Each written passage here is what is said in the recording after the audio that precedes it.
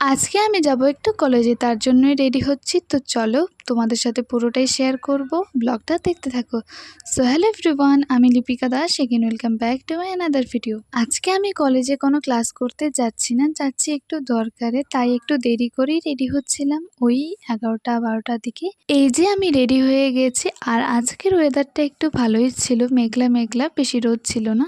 যাই হোক, এখন আমি বাড়ি থেকে বেরোবো, আর এইটুকু রাস্তা তো আমার সাইকেলে করে যেতেই হবে, কারণ এইদিকে তো টোটো আসে না, কারণ রাস্তা প্রচণ্ড খারাপ। তো আমি সাইকেলটা রেখে সবার প্রথমে গেছিলাম বড় দিদির বাড়ি।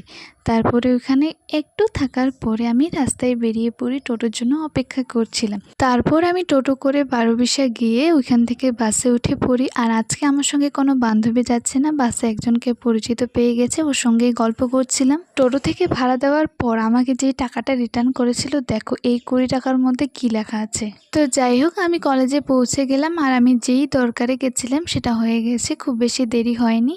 তো আমি বেরিয়ে বললাম কলেজ থেকে, এখন যাব একটু কামাখ্যাগুড়ি চৌপতি, কিছু দরকার ছিল।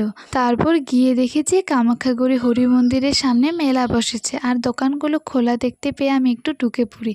তারপরে দেখছিলাম জিনিসগুলো অনেক সুন্দর সুন্দর, আর আমি একটা জিনিস নিয়ে নিয়েছি, আর আমার ভাগ্নির জন্যও একটা নিয়েছি। তো আমার দিদি আর ভাগ্নিরা আসছে 12বিশা, ততক্ষণে আমি একটা সোডা খেয়ে নিলাম। I have a surprise for you. Are you excited? Yes. कितना? তো সেরকম দামি কিছু উপহার নয়, তো আমি মেলায় গেছিলাম, ওইখান থেকে ভাগ্নির জন্য একটা ক্লিপ নিয়ে এসেছি। তো আমি ভাগ্নিকে ক্লিপটা দিয়ে দিলাম, আর এখন ওরা টিউশন যাবে আর আমিও বাড়ি আসবো। তখন দিদি বললো যে নে 10 টাকা, আইসক্রিম খেতে খেতে বাড়ি যা। তো আজকের মতো এই পর্যন্তই, টাটা।